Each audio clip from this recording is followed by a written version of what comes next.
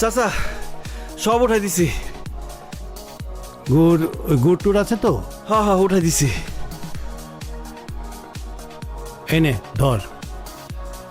না না চাচা, টাকা দিয়েন না, একলা মানুষ, এত টাকা দিয়ে কি করুন? আকবর, তোর বাবার উপর আমার ভীষণ রাগ হতো, অনেক রাগ হতো। পয়সা করির দিকে একেবারেই লোভ ছিল না। কতবার করে বললাম যে টাকা পয়সা রাখ, একটু ব্যবসা বাণিজ্য কর। না, সে বলতে এগুলো দিয়ে কি হবে? শুধু একটা কথাই বলতো, সারা জীবন নাকি সে আমার সঙ্গেই থাকবে। থাকলেও তাই। আরে আমার হাতের উপরেই তোর বাবা মারাও গেল।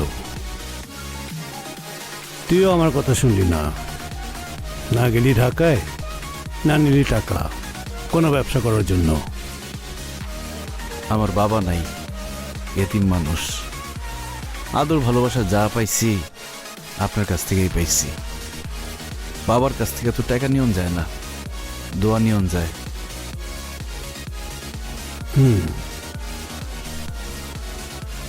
আয়।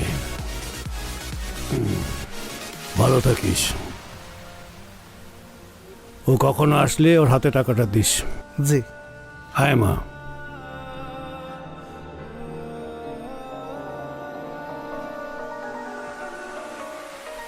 এখানে আসার আগ পর্যন্ত মনে হচ্ছিল বাবা আমাকে জেলখানায় নিয়ে যাচ্ছে, কিন্তু তোমার জন্য এই 7টা দিন আমার খুব সুন্দর কাটলো।